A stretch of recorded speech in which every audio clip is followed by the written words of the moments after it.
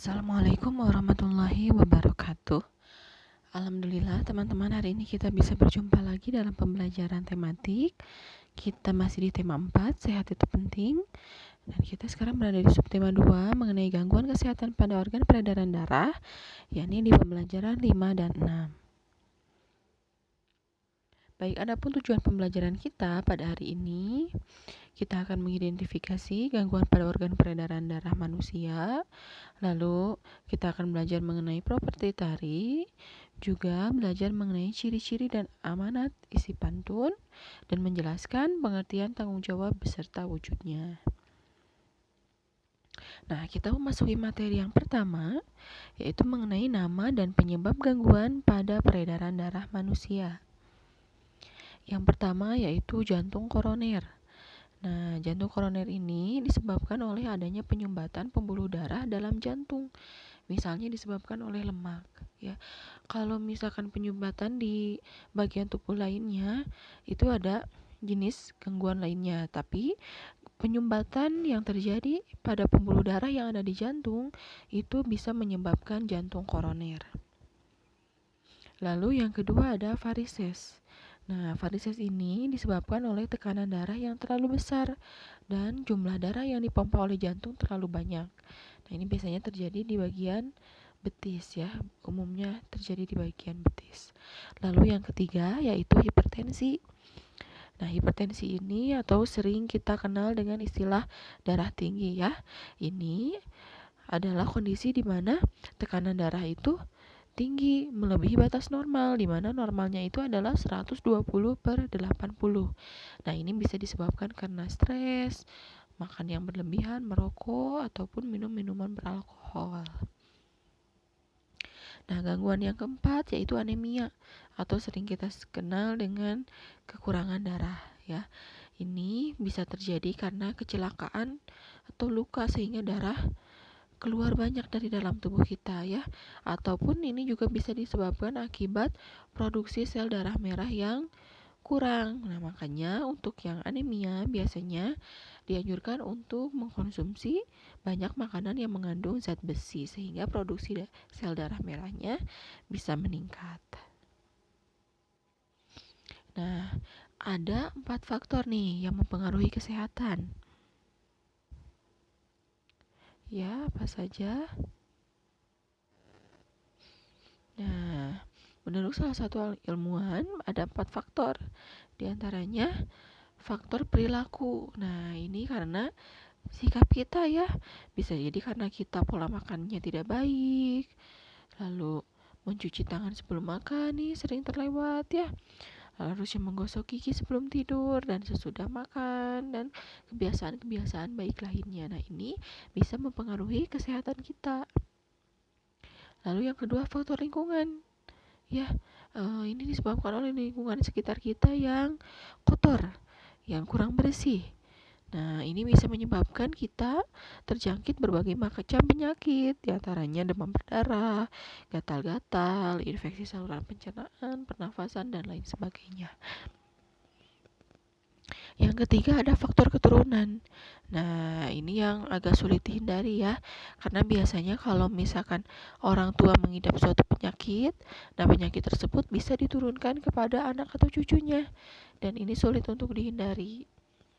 Jadi kita tidak bisa menolaknya, ya, kalau untuk yang faktor keturunan. Tapi tidak semua penyakit itu diturunkan, ya, hanya penyakit-penyakit tertentu yang diturunkan dari orang tua ke anak cucunya.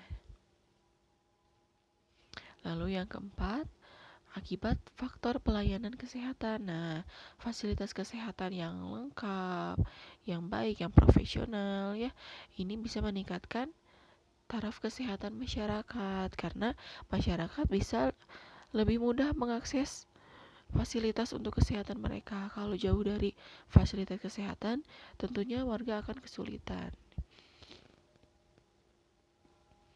Nah, materi yang selanjutnya kita belajar mengenai cara menentukan amanat pantun. Ya, Nah, membaca isi pantun yang ada pada baris ketiga dan keempat. Seperti yang sudah Ibu sampaikan sebelumnya, pantun itu terdiri dari sampiran dan isi. Sampiran itu ada di baris ke-1 dan kedua pada pantun, sementara isi terdapat pada baris ketiga dan keempat. Nah, isi pantun inilah yang merupakan pesan atau amanat yang ingin disampaikan oleh pembuat pantun. Ya, tentunya setelah membaca kita harus memahami. Nah, ketika menentukan apa sih amanat pantun, kita bisa menggunakan bahasa sendiri, menerjemahkan isi pantun itu dengan bahasa kita sendiri. Ya, ini contohnya ya, pantunnya. Jalan-jalan ke kota hujan, naik turun melewati bukit.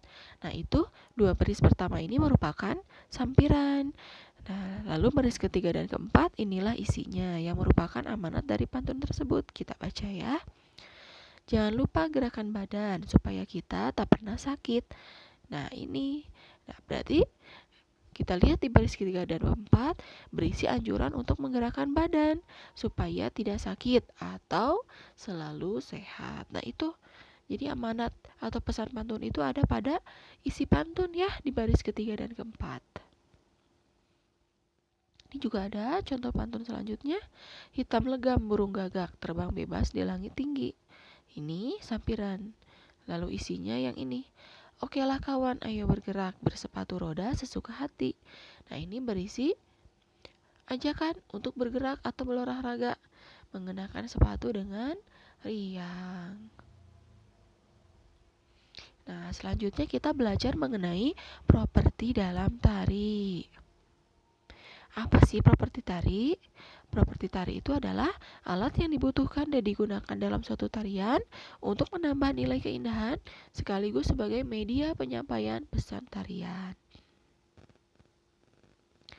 Nah, tentu ya pemilihan properti tari itu harus disesuaikan dengan karya tari yang dibuat.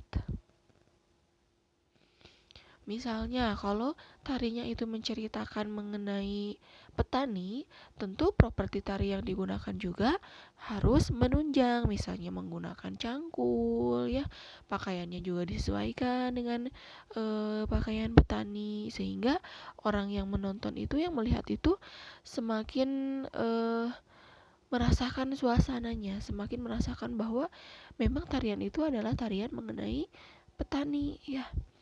Nah, dalam penggunaan properti tari, tujuannya itu untuk memberikan keindahan sekaligus sebagai media untuk menyampaikan makna suatu tarian. Tadi ya, kalau propertinya sesuai, kita lebih bisa merasakan makna dari tarian tersebut. Nah, untuk tari tradisional biasanya sudah mempunyai properti-properti tertentu ya. Nih contohnya tari piring, properti yang digunakan piring. Tari lilin, ada piring dan lilin. Tari jaipong, biasanya menggunakan selendang ya. Tari topeng, menggunakan topeng dan lain sebagainya. Silahkan, ini sebaiknya teman-teman hafalkan ya.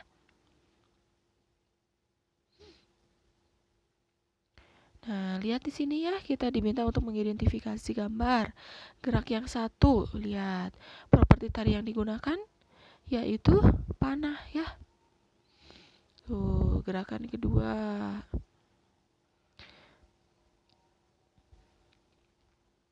Ya, lalu kita lihat gerakannya nih. Pada gambar 1, tangan kanan mengangkat busur di depan dada, tangan kiri seolah hendak menarik arah panah. Sementara pada gambar kedua, tangan kanan mengangkat busur dan didorong ke depan dada, lalu tangan kiri seolah menarik anak panah dengan posisi tangan menekuk di samping. Nah, selanjutnya kita belajar mengenai pola lantai ya.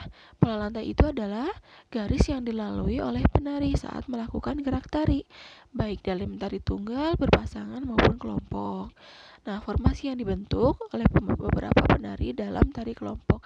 Nah, ini kalau untuk yang berkelompok. Untuk yang tunggal, biasanya mereka melalui pola lantai itu sendiri. Nah, ini ya, ini termasuk pola lantai garis lurus ya, garis lurus horizontal. Tuh, ini ke belakang, berarti ini garis lurus vertikal. Sementara yang ini zigzag ya. Nah, itu saja materi yang dapat Ibu sampaikan. Untuk tugasnya silahkan teman-teman lihat di halaman ini. Ya, sekian dari Ibu. Kalau ada yang belum dipahami, boleh tanya wali kelasnya masing-masing.